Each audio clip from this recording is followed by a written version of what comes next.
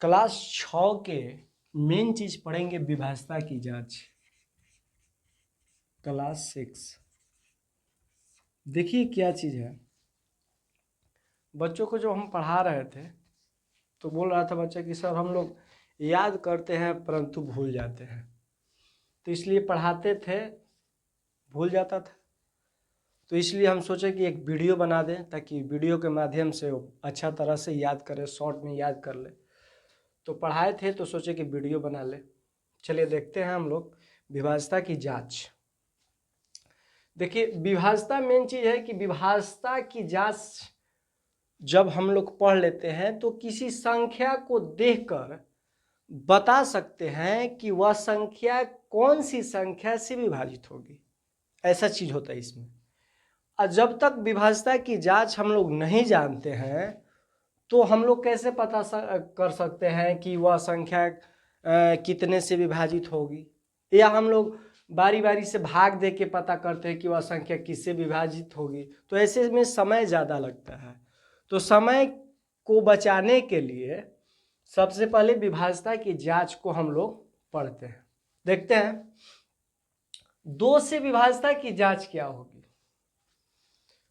तो वैसी संख्या जिनके अंतिम अंक, याद करेंगे, वैसी संख्या जिनके अंतिम अंक में शून्य हो या कोई सम संख्या हो। शून्य हो, कोई सम संख्या, 2 हो जाएगा, 4 हो जाएगा, 6 हो जाएगा, 8 हो जाएगा, ये सब जो संख्या है कोई एक संख्या हो जिनके अंतिम में, याद रखेंगे, अंतिम में या तो शून्य होगा या कोई सम संख्या हो, तो वह संख्या अवश्य 2 से विभाज्य होगी। जैसे समझते हैं 10 है, इसके अंतिम में क्या है, शून्य है, तो वह संख्या 2 से विभाज्य होगी। 102 है तो 102 इसके अंतिम में क्या है, सम संख्या है, तो 2 से विभाज्य होगी। 454 है तो 454 में अंतिम संख्या क्या है, 4 है, तो वह 2 से विभाज्य होगी। ये है अंतिम में क्या है, 6 है, ये सम संख्या। ये सब 2 4 6 ये सब सम संख्या है। तो याद रखेंगे जिनके अंतिम में या तो शून्य हो या सम संख्या हो, या तो शून्य हो या कोई सम संख्या हो, तो वह संख्या 2 से अवश्य विभाजित होगी। क्लियर। तो अच्छा से हम लोग समझ लिए 2 से विभाज्यता की जांच समझ में आ गया। अब हम लोग समझते हैं 3 से विभाज्यता की जांच।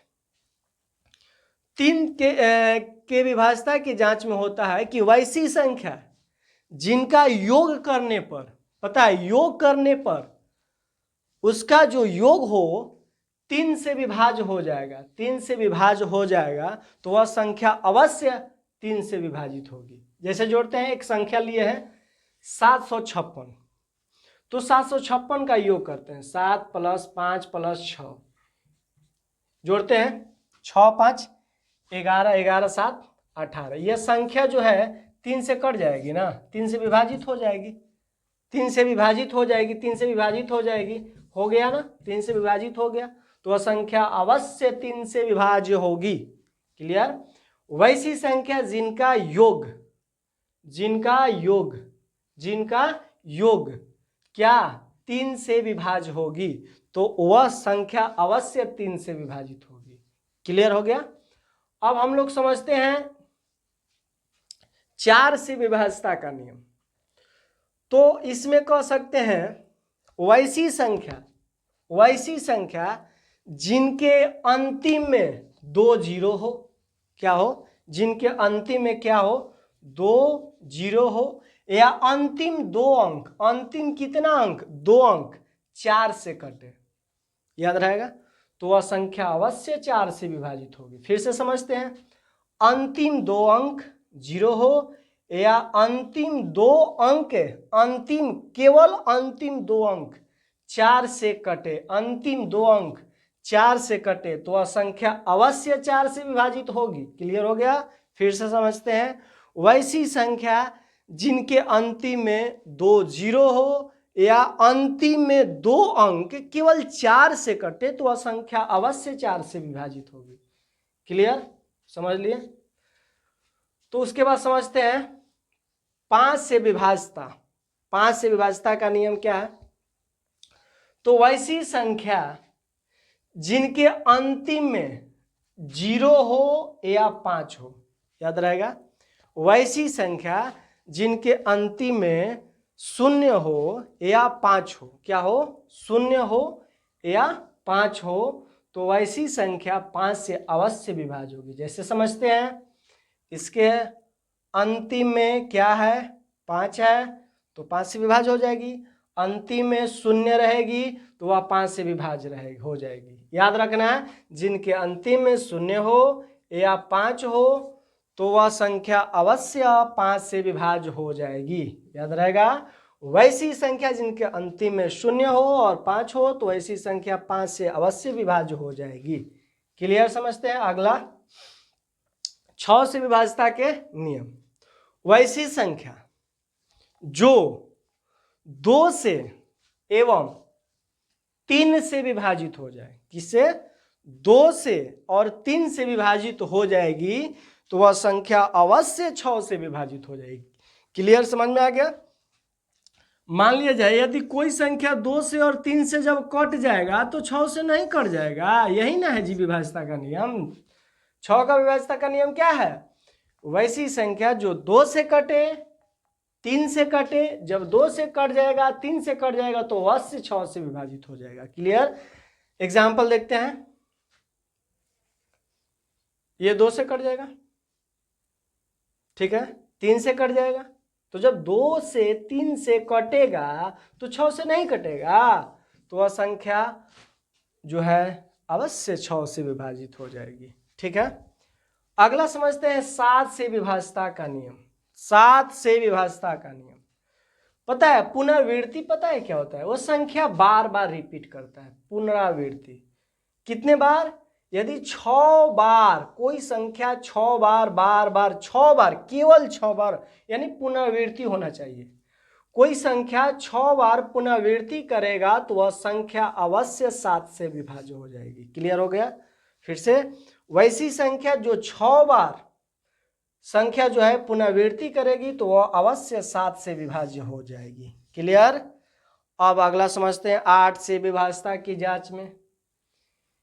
इकाई, दहाई और सैकड़ा के अंकों से जो बनी संख्या होती है, कौन कौन संख्या? इकाई, दहाई, सैकड़ा से जो अंक बनता है, इकाई, दहाई, सैकड़ा से जो अंक बनता है, वह अंक जो है बनता है, वह अंक 8 से विभाज्य होगी तो वह संख्या अवश्य 8 से क्या होगी? विभाज्य होगी। याद रहेगा, ये संख्या जो है क्या है?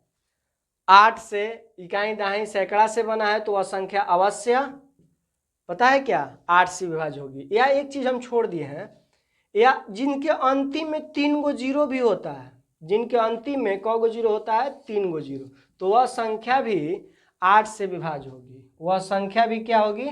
8 से विभाज्य होगी। ठीक है, क्लियर? समझ में आ गया 8 के विभाज्यता के नियम? ठीक है। इकाई, दहाई और सैकड़ा से जो मिलकर बनता है संख्या वह 8 से विभाज्य होगी। जिनका अंतिम में क्या हो? 3 गो जीरो हो, तो वह संख्या अवश्य किससे विभाज्य होगी? वह अवश्य जो है 8 से विभाज्य होगी। अवश्य जो है 8 से विभाज्य होगी। और पुनरावृत्ति में समझ में आइए गया, पुनरावृत्ति जो है 7 से विभाज्य होता है।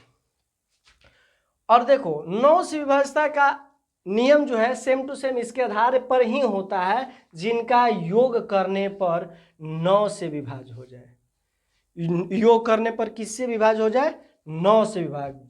जैसे देखते हैं, ये सबका अगर योग हम लोग करेंगे, सबका योग करेंगे तो कितना आएगा? 36 आ जाएगा ना। और 36 संख्या जो है 9 से विभाज्य हो जाएगा, विभाज्य हो गया। तो जिनका योग 9 से विभाज्य हो जाएगी तो वह संख्या अवश्य 9 से विभाज्य हो जाएगा। सही है, समझ में आ गया।